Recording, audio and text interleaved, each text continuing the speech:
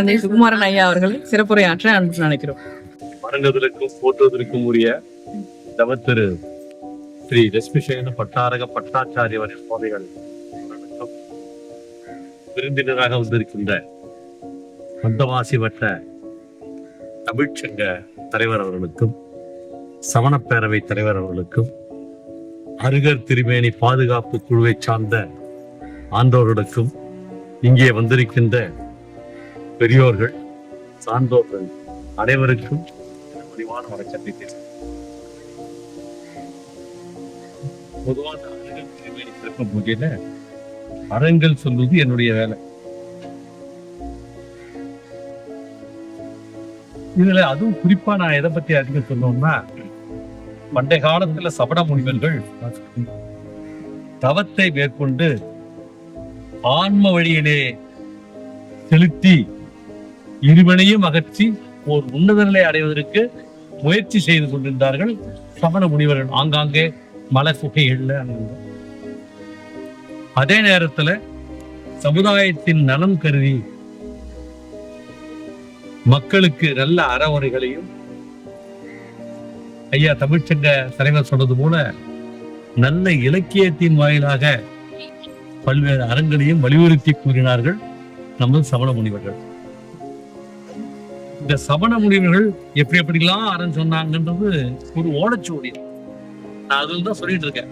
ஒவ்வொரு முறையும் அருகர் திருமேனி சிறப்பு பூஜையில நான் சொல்ற விஷயங்கள் அனைத்துமே தஞ்சையில அரங்கூர் மண்ணை திருமதி ராஜலட்சுமி அம்மையார் அவங்க வீட்டுல இருக்கு ஓலைச்சுவடி. அந்த ஓலைச்சுவடியில வேறு முந்தான புராணத்தை பத்தி நிகழ்வுகள், நாலடியாரை பற்றி நிகழ்வுகள், சீவகசிந்தானை பற்றி நிகழ்வுகள், கதையா மக்களுக்கு அந்த காலத்துல இப்படிலாம் சமண முனிவர்கள் வந்து அறத்தை பகர்ந்தார்கள் அப்படின்னு அப்படி ஒரு நிகழ்ச்சியை நீ சொல்லுவோம். திருப்பரங்குன்றம்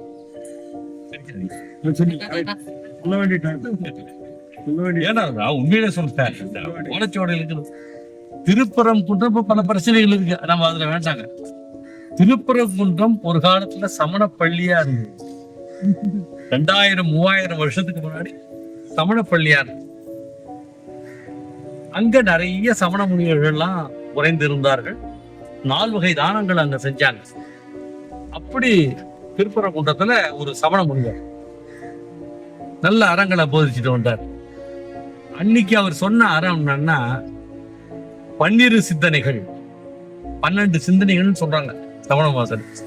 அத ஜெயின பரிபாஷையில நான் வாத்தியார சொல்லுங்க பாப்போம். 12 நல்ல சிந்தனைகள், 12 சிந்தனைகள். அதுக்கு என்ன ஜெயின பரிபாஷையில அனுப்பிரட்சை. அதான் சொல்லுங்க. மத்தெல்லாம் வேகமா சொல்றீங்க, வரமாட்டேங்குது.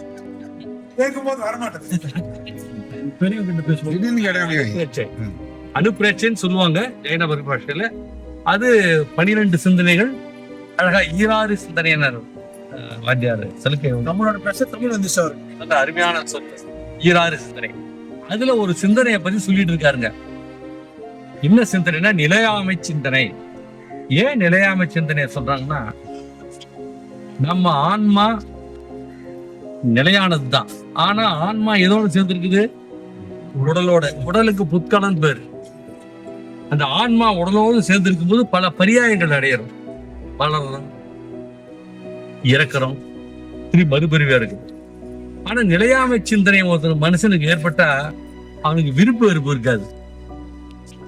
என்னைக்கு ஒரு மனிதனுக்கு விருப்பு வெறுப்பு இல்லாம இருக்கானோ அவன் வினைகளை நீக்குவதற்கு முயலுகிறான் அப்படின்னு நம்ம சமண மதத்துல சொல்லப்பட்டிருக்கு. அதனால அவன் என்ன சொன்னாரு, அந்த அனுப்பிரட்சை, அந்த 26 சிந்தனையில நிலையாமை சிந்தனைய சொன்னார். அவர் ஆரம்பத்துல சொல்லும் போது எப்படி சொல்லியிருக்காருன்னா, ஆன்மா நிலைப்புத்தன்மை உடையது, ஆன்மாவோட சேர்ந்த அந்த புத்தளம் உடல் யாக்கை அது நிலையாம உடையது அப்படின்னு ரொம்ப ஆழமா சொல்லிட்டு இருந்தார். அப்படி சொல்லுவாங்க. ஏன்னா சமண முனிவர்கள் சமண குகையில சமண பள்ளியில அறஞ்சொல்லும் போது நம்மளை போன்ற சாவகர்கள் இல்லறத்தார் மட்டும் இல்லை, மற்ற முனிகளும் அங்க உட்கார்ந்து இருப்பாங்க. அவங்களுக்கு தகுந்தாப்புலையும் சொல்லணும், நமக்கு தான் சொல்லணும். சொல்லி முடிச்ச உடனே நம்மளை போன்ற இல்லறத்தார்கள் என்ன பண்ணுவாங்க, சில விளக்கங்கள் அந்த சமண முனிவர்கிட்ட கேட்பாங்க. அப்படி ஒரு நிலையாமை சிந்தனையை பத்தி ரொம்ப விரிவா சொல்லி முடிச்ச உடனே நம்மள போல இருக்கக்கூடிய இளரத்தார்ல ஒருவர் எழுந்து, முனிபுங்கவரே, நிலையாமை சிந்தனை வேணும்னு சொல்றீங்க. நிலையாமை சிந்தனையோடு இருந்தால் வினை அகலக்கூடிய வாய்ப்பு இருக்குன்னு நீங்க சொல்றது கொஞ்சம் எங்களுக்கு, நாங்க பாமர மக்கள், எங்களுக்கு புரியுது கொஞ்சம் கஷ்டமா இருக்கு. அதால நிலையாமை சிந்தனையை சரியா நாங்க உணரணும். உணர்ந்து எளிமையா நாங்க என்ன செய்யணும்? 2 விஷயம். இதை எங்களுக்கு அருளி செய்யுங்கள் அப்படின்னு சொல்றாரு. சொன்ன உடனே சரி. அப்பதான் அவர் சொல்றாரு, 2000 அந்த ஆண்டுகளுக்கு முன்னாடி நாலடியார் என்ற ஒரு இலக்கியம் கேள்விப்பட்டீங்களா? நாலடியார்லாம் கேள்விப்பட்டீங்களா? இல்லன்னு சொல்லுங்க. ஏன்னா வாத்தியார் நான். நாலடியார் அப்படின்னு ஒரு இலக்கியம் சமண முனிவர்களை இயற்றப்பட்டது. கிட்டத்தட்ட 2000 வருஷம் இருக்கு. திருக்குறள் அதுவும் கிட்டத்தட்ட இப்படி வருது. ஒவ்வொரு பாடலும் ஒரு முனிவரால் இயற்றப்பட்டது. எளிமையா இருக்கும். அதனால அந்த முனிவர் என்ன பண்ணாரு, தனக்கு முன்னாடி பல 100 ஆண்டுகளுக்கு முன்னால் இயற்றப்பட்ட நாலடியார்ல இருந்து சில எடுத்துக்காட்டுகள் சொல்லி மக்களுக்கு விளங்க வைக்கலாம் அப்படின்னு முடிவுக்கு வந்தார். அது நிலையாமை பத்தி உணர்றதுக்கு ஃபர்ஸ்ட் அவர் சொன்ன ஒரு கருத்து என்னன்னா, படுமழை மொக்கிலின் பல்காலம் தோன்றி கெடுமிதோர் யாக்கை என்றெண்ணி தடுமாற்றம் திருப்பேம் யாம் எனும் திண்ணறிவாளரை நேர்பார் யார் நீ நடத்தின் மேல் அப்படின்னு ஒரு பாட்டை விளக்க கொடுத்தார். படுமழை மொக்கிலின் பல்காலம் தோன்றி, படுமழை அப்படின்னா மேல இருந்து பட்டு உழறலாம். மேல இருந்து ஊழ்ந்த மழை உழுந்து நிறைய நீர்க்குமிழிகளை உருவாக்கணும். அந்த நீர்க்குமிழிகளில் நிறைய உருவாக அது மறைஞ்சு போதா மறுபடியும் உருவாதான், மறைஞ்சு போதா மறுபடியும் உருவாதான். நிலையா இல்ல பாருங்க. படு மழை மொக்கிலின் பல்காலம் தோன்றி மறையும். வீழ்கின்ற மழையில் பட்டு தோன்றுகின்ற நீர்க்குமிழ்கள் தோன்றி பல தடவை தோன்றி மறைவது போல நிலையாமை. படுமழை மொக்கிலின் பல்காலம் தோன்றி கெடுமிதோர் யாக்கை என்றெண்ணி இதை நினைச்சுக்கிட்டு யாம் தடுமாற்றம் தீர்ப்போம். தடுமாற்றம்னா பிறவி சுழற்சியை நீக்குவோம். அப்படி எண்ணக்கூடிய திண்ணறிவாளரை நேர்பார் யார் நீரிடத்தின் மேல், அத்தகைய உறுதி படைத்தவர்கள். அதை நாம என்ன சொல்லுவோம்னா சமண மதத்துல திடசமயத்துவம் சொல்லுவோம். அப்படி அந்த உறுதி மிக்கவர்களுக்கு ஒப்பானவர்கள் இந்த உலகத்துல யாருமே இல்லை. எனவே நாம் எப்படி நினைக்கணும்னா, வீழ்கின்ற மழை பட்டு தோன்றுகின்ற நீர்க்குமிழ்கள் தோன்றி மறைவது போல எல்லாம் நிலையற்றது என்பதை உணர்ந்து நாம் பிறவியை நீக்க வேண்டும் என்று எண்ணமுடைய பெரியோர்களுக்கு ஒப்பானவர்கள் யாரும் இல்லை அப்படின்னு முதல்ல அப்படி நினைச்சு பாருங்க. நிலையாமை நினைக்கிறதுக்கு மழை பெஞ்சு நீர்க்குமிழிகள் தோன்றி மறைவது போல நிலையாமை இருக்குன்னு நினைங்க. அடுத்து இது கூட புரியாத போயிட போகுதுன்னு நினைச்சுக்கிட்டு அடுத்த பாடல சொல்றார். புல் நுனிமேல் நீர் போல் நிலையாமை என்றெண்ணி இன்னின்னே செய்க அரவணை, இன்னினையே நின்றான் இருந்தான் கிடந்தான் கேள் அலற சென்றான் என்பதால். புல் இருக்குல்ல, காலையில பார்த்தா தெரியும், புல்லு மேல அழகா நீர் துளி இருக்கும். எல்லா நேரமும் கொஞ்சம் நேரம் வெயில் வந்துட்டு நீர் துளி ஆயிடுங்க, போயிட்டு நிலைப்புத்தன்மை இல்லை. புல் நுனிமேல் நீர் போல் நிலையாமை என்று எண்ணி அதை நினைச்சுக்கிட்டு இன்னினையே செய்க அரவினை, அப்பப்ப உடனே செஞ்சிருங்க அர்த்தம். ஏன்னா இன்னினையே அப்பப்ப இப்பொழுது நின்றார், அவர் தானே நின்றுட்டு இருந்தாரியா, கிடந்தார் உட்காந்துட்டு இருந்தாரியா, படுத்துட்டு இருந்தாரியா, ஐயோ சொந்தக்காரு அலறுபடி செத்துட்டாங்க இப்படி சொல்றாங்க. நினைமேல் நீர்போ நிலையாமை என்றெண்ணி இன்னினையே செய்க அரவணை, இன்னினையே நின்றான் இருந்தான் கிடந்தான் கேள் அலற, கேள் அலற சென்றான் என்பதாம் அப்படி சொல்லி முடிச்சார். இப்ப உங்களுக்கு நிலையாமையை பத்தி புரிஞ்சிருக்கோம். நீ நிலையாமை எப்படி நினைக்கணும்னா புல் மேல் நீர் போட நினைச்சு பாருங்க. அது இல்லாத போயிடுது இல்லையா? அதே போல மழை விழுகின்ற மழை பூமியில பற்றி நீர்க்குமிழ்கள் தோன்றி மறைவது போல நிலையாமையோடு நினைங்கன்றார். அப்ப கூட சில பேர் நம்ம ஆளுங்களுக்கு கொஞ்சம் புரியுது, கஷ்டம் இல்ல. அதுல ஒருத்தன் தான் தீபங்கவரே, நீங்க எடுத்துக்காட்டுல நிறைய சொல்றீங்க, நாங்க நிலையாமைய உணர்ற மாதிரி எப்படி சிந்திக்கிறது, என்ன செய்யறது, அத சொல்லுங்க அப்படின்ட்டு கேட்டேன். சரி, இவங்களுக்கு தகுந்தாப்பட சொல்லணும்னு முடிவு என்ன பண்ணிருக்காரு, நான் ஒரு பாட்டு சொல்ற முதல்ல கேளுங்கன்னு சொல்றேன். இது எல்லாரும் உணரணுங்க.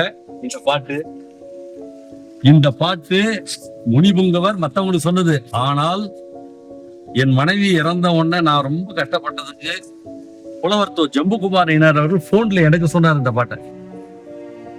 இந்த ஓலைச்சுவடியில முனிபுங்கவர் மக்களுக்கு சொல்வதி போல இருக்குது, நாலடியார்ல எடுத்து மக்களுக்கு சொல்வதி போல ஓலைச்சுவடியில இருக்கு. ஆனா இந்த பாடல என்னுடைய மனைவி மறைந்து ஒரு 10 நாள் இருக்கும். புலவர்த்தோ ஜம்புகுமார் அவர்கள், திருவர கவிஞர் அவர்கள் பேசினாங்க. 2 மணி நேரம் பேசினாங்க. பேசி என்னுடைய மனநிலை இப்படி இருக்கிறத பார்த்த உடனே அவர் இந்த பாட்டை சொன்னார். அதில் இந்த பாட்டை அவசியம் நம்ம உணரணுங்க. உணர்ந்துட்டு நமக்கே ஒரு தேவையில்லாத பிரச்சனை எல்லாம் பண்ண மாட்டோம், தேவையில்லாத ஆசை எல்லாம் போயிடும், தேவையில்லாம உறவினர்கிட்ட நம்ம சண்டை கொடுக்க மாட்டோம். அவங்க நம்ம கோபமா பேசுனா கூட சரி பரவாயில்லையா அப்படின்னு விட்டுருவோம். அந்த பாட்டை சொல்லி விளக்கம் கொடுத்தாருங்க. ஆல்ரெடி யாரில் வருது, அதுக்கான பாட்டு. அது கூட நீங்க சொன்னீங்கன்னு நினைக்கிறோம். ஒரு தடவை நம்ம ஐயா சமண பேரவை தலைவர்கள் இதுல சொன்னார்னு நினைக்கிறேன், திருக்கோயில்ல சொன்னார் அப்படின்னு ஞாபகம். முன்னரே சாம்நாள் முனித்தக்க மூப்புல பின்னரும் பீடழிக்கும் நோயுள்ள பொன்னே பரவின் மின் பச்சன் மின் பாத்துன் மின் யாதும் கரவென் மின் கைத்துண்டாம் பொழுது அப்படின்னு ஒரு பாட்டு.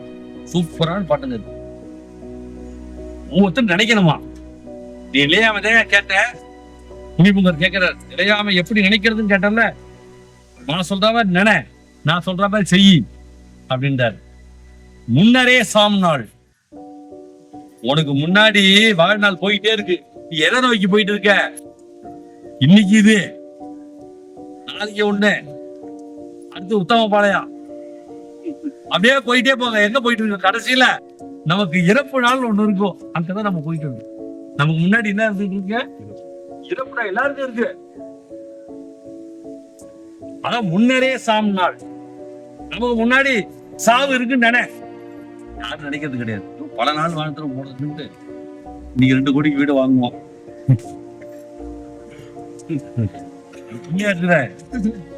எனக்காக 1 கோடி ரூபாய் வீடு வாங்கியிருக்காங்க. இது ஏமான்னு கேட்டா இதுப்பா, அப்புறம் வீடு வேற ஒண்ணு கட்ட போனா அது வேற கட்டிக்குவோம்ப்பா. யாருங்க இந்த காலத்து இளைஞர்கள் நினைக்கிறாங்க. முன்னரே சாம் நாள், நாம எதை நோக்கி போயிட்டு இருக்கோம்னா நம்ம முன்னாடி சாவு நாள் நமக்குன்னு ஒண்ணு இருக்கு இல்லையா. பிறந்த நாள் நமக்கு எல்லாருக்கும் தெரியும், இறக்க போற நாள் தெரியும். அதுல முன்னரே சாம் நாள் முனித்தக்க மூப்புல, முடித்தக்கன்னா பெருக்கத்தக்கன்னு அர்த்தம் சார். மூப்புலன்னா இப்படி எப்படி இருக்க, பாக்குறது இளமையா ஜகதூரியா இருக்கு, போ என்ன அவங்க நம்ம வெறுக்கக்கூடிய முதுமை வருமா. யாரும் முதுமைய கொண்டாட மாட்டாங்க. எனக்கே இப்போ சிலத்துல பழைய போட்டோ எடுத்து பார்த்தா அருகே திருமணி சிறப்பு பூஜை 2 வருஷத்துக்கு மேலேயே 1 வருஷம் எடுத்து பார்த்தாக்கா சூப்பரா இருக்குங்க முகம். அதுவும் பார்த்தா கட்டுறவே இருக்கு. இந்த நிலைக்கு ஏன்னா எப்படி ஆயிடுச்சே. ஏன்னா வெறுக்கத்தக்க முதுமை வந்தாலும் வெறுக்கும். எனக்கு வெறுக்கும். ஏன்னா என்னடா இன்னும் வருஷம் போயிட்டே இருக்கு, இன்னும் தடுமாற போறோமோ என்னவோ. முனித்தக்க முப்பொழு, முனித்தக்கன வெறுக்கத்தக்க வயோதிகம் வரப்போகுது நினை வந்துகிட்டு இருக்கு. பின்னரே அது மட்டும் இல்லப்பா, பின்னாடி என்ன வரப்போச்சுப்பா, வீடழிக்கும் நோயுள்ள. வீடுன்னா பல அர்த்தம், வேற சொல்லுவாங்க. இந்த இடத்துல வீடுன்னா என்ன அர்த்தம்னா வலிமை, ஆற்றல், ஆரோக்கியம் எல்லாத்தையும் அழிக்கக்கூடியதுனாங்க நோய். பிரபாகரன் அப்ப ஒரு 5 வருஷம் முன்னாடி பார்த்த பிரபாகரன் இப்ப இல்ல. ஏன்னா அவருக்கு உடம்பு சரியில்லை. எல்லாருக்குமே என்ன, நீங்க நான் கல்லூரியில படிக்கும் போது பார்த்த சுகுமார் நான் இல்லை. ஏன்னா ஏதோ ஒரு நோய் ஏதோ வந்துட்டு தான் இருக்கு. வீடழிக்கும் நோய்ன்றான். நம்ம பெருமையை கெடுக்கக்கூடிய, வலிமையை கெடுக்கக்கூடிய, ஆரோக்கியத்தை கெடுக்கக்கூடிய நோய் பல இருக்குமா. முன்னரே சாம்னால் முடித்தக்க மூப்போல பின்னரும் வீடழிக்கும் நோயுள்ள. எனவே பொன்னே, பொன்னேன்னா வீணாக பறவன் மின் பறக்காதீங்க. அதை வாங்கணும், இதை வாங்கணும், பொருளை சேர்க்கணும், ரொம்ப பறக்காதீங்க. பறவன் மின், பற்றன் மின், எல்லாத்துலயும் ரொம்ப ஆசை வச்சிடாதீங்க. பாத்துன் மின், உங்ககிட்ட இருக்க பொருளை பிறருக்கு கொடுத்து நீங்களும் பயன்படுத்திங்க. யாதும் கரவன் மின், எதையும் நீங்க மறைக்காதீங்க. நம்ம கிட்ட பணம் இருக்கு, யாரோ கேட்கறாங்க, பணமே இல்லைங்க, கொஞ்சம் தான் கொடுக்க முடியாத அளவு கேட்கறாரு. 100 ரூபா இருக்கு, ஒரு 2 ரூபா இருந்தா கொடுக்கலன்னு கேட்கறாரு. இது பையில பணமே இல்லைங்கன்னு சொல்லாது. முடிஞ்சா கொடுங்க, இல்லாட்டா 10 ரூபா இருக்குப்பா, எனக்கு வேலை இருக்கு அப்படின்னு சொன்ன. முன்னரே சாம்னால் முடித்தக்க மூக்குல பீடழிக்கும் நோயுள்ள பொன்னே பறவன் மீன். பறவன் தான் பறக்கக்கூடாது. பத்தன் மீன், பாத்துன் மீன், பகுத்தும் சாப்பிடுங்க. பாத்துன் மீன், யாதும் கரவன் மீன், எதையும் மறைக்காதீங்க. இதெல்லாம் எப்ப செய்யணும் தெரியுமா? கை துண்டாம் பொழுது, கையில பொருள் இருக்கும் போதே செஞ்சிருங்க. கையில பொருள் இருக்கும் போதே எல்லாம் செய்யுங்க. இது சொன்னவன தான் மக்களுக்கு புரிஞ்சுது. ஏன்னா எளிமையா நினைக்கலாம்ல, நமக்கு முன்னாடி சாவு இருக்கலாம், இப்படியே நம்ம நிறைய கிடையாதுயா. வயசாகி போவோம், வயசாகி போயிட்டா பின்னாடி நோயெல்லாம் கூட வந்துடும். இவ்வளவு பிரச்சனை இருக்குது. அதெல்லாம் நாம எதுக்கும் பறக்க கூடாது. நியாயமான முறையில் என்ன கிடைக்குமோ அது கிடைக்கட்டும். ரொம்ப எதிரையுமே பற்று ரொம்ப அதிகம் வைக்க கூடாது. எல்லாரும் முனியா போயிட்டா ரொம்ப பற்று இல்லாத போயிடல. நம்ம இல்லாததுக்கு தகுந்த பற்றன்மை இருக்கணும், அது இருப்போம். நம்மளால இருக்க பொருளை நம்ம உறவினர்களோடு சேர்ந்து பகிர்ந்து நம்ம பயன்படுத்திப்போம். சுத்த தகராறு வராது இல்லைங்களா? பிரச்சனை இல்லை. இப்ப எங்க கிராமத்துல எனக்கு என் தம்பிக்கும் பிரிக்க வந்தாங்க. பிரிக்கும் போது நான் ஒரே வார்த்தை சொல்லிட்டேன், தம்பிக்கு என்ன பிடிக்குதா எடுத்துட்டு மிச்சத்தை என்கிட்ட கொடுங்க. எனக்கு ஒன்றும் மனைவி இல்லை, ஒன்றும் இல்லை, நான் தனி கட்டாரா, இது எல்லாம் இருந்தாலும் இருக்கட்டும், பிரச்சனையா வராது பாருங்க. இன்னும் ஒரு மின்ன போனா என்ன ஆயிடும் போது, கடைசியில் எல்லாம் போக போகுது, மேல போக அந்த சிந்தனை வந்துட்டா போதுங்க. நம்ம உறவினருக்கு சண்டை வராது, தேவையில்லாம சண்டை போடுறோம் பாவம். அதான் இந்த நிலையாமை சிந்தனை. இப்படி அந்த முடிவை சொல்றாருங்க, இப்படி நினைச்சு பாரு, உனக்கு நோய் வரப்போகுது, முதுமை வரப்போகுது, சாகும் நாள் இருக்குன்னு நினைச்சிட்டு நீ என்ன பண்ண, ரொம்ப எதையும் மறக்காத. அது சேகரிக்கணும், அது சேகரிக்க ரொம்ப மறக்காத. அதே நேரத்துல ஆசையை கொஞ்சம் கட்டுப்படுத்து, ஒரு விரும்பாம இரு. உனக்கு கிடைச்சத பிறரோடு பகிர்ந்து நீ பயன்படுத்தி கொள்ளு. எல்லாமே நீ என்ன செய்யணும்னா எதையும் மறைக்காம கையில பொருள் இருக்கும் பொழுதே செய்து விடு அப்படின்னு. அப்படிதான் நிலையாமை சிந்தனைய நம்ம இலக்கியங்கள்ல சமண முனிவர்கள் இலக்கியத்துல எழுதி வச்சாங்களே தவிர அதோட இல்லைங்க. எல்லாம் நிறைய அறவுரை, அறம் பகர்தல், அது ஒரு தவமாவே வச்சாங்க. எந்த மதத்திலயும் அது கிடையாதுங்க. அறம் பகர்தல் தவம், சுவாத்தியாயம். அகத்தவம் புறத்தவத்துல எடுத்து பாத்தீங்கன்னா சுவாத்தியாயம்னு ஒண்ணு. அறத்தை படித்தல், அதை சொல்லுதல், இது ஒரு தவம். அகத்தவம்னே இதுக்கு பேரு. தவமாவே சமண முனிவர்கள் வச்சாங்க. வச்சு இதே போல அறங்கள் எல்லாம் சமண பள்ளிகள்ல இதெல்லாம் சொல்லி சமண முனிவர்கள் இல்லறத்தாருக்கும் சரி, பெரிய ஆச்சாரியர்கள் தான் கீழே இருக்க முனிகளுக்கும் இதை எடுத்து அதனால நாம ஒன்ன பாவனை, திருமணி சிறப்பு பூஜைக்கு நம்ம வந்தா நம்ம பாவனையில ஒண்ணுதான் இந்த இது நினைக்கணும், நிலையாமை. இந்த பகவான் இருக்காரு மகாவீரர், எதுவும் நிறையற்றது என்று உணர்ந்து தவத்தை மேற்கொண்டு இரு வினைகளை அகற்றி ஒரு உன்னத நிலை அடைந்தாரே. அது அந்த அளவுக்கு போக முடியாட்டாலும் நாம என்ன பண்ணணும், ஆசையை அடக்க வேண்டும். எல்லாம் நிலையற்றதுதான், நம்ம நிலையாதுன்னு நினைக்கிறோம், நிலையற்றதுதான் ஒரு எண்ணம். நிலையாமே இந்த சிந்தனை இருந்தா தர்ம சிந்தனை மேலோங்கும். எனவேதான் இத சமண முனிவர்கள் வலியுறுத்தி கூறினார்கள். இப்படிதான் இந்த ஓலைச்சுவடியில எழுதப்பட்டிருக்கிறது. அந்த வகையில நாம் நம்முடைய வாழ்க்கையில கொஞ்சமாவது நிலையாமை சிந்தனையை கடைபிடிச்சினா பிரச்சனைகள் உங்களுக்கு வரவே வராது. இது உறுதி. வணக்கம். சிறப்பாக ஒரு சிறப்பாக ஆற்றிய திரு தந்தை சுகுமாரன் ஐயா அவர்களுக்கு நன்றியை தெரிவித்துக் கொள்கிறோம்.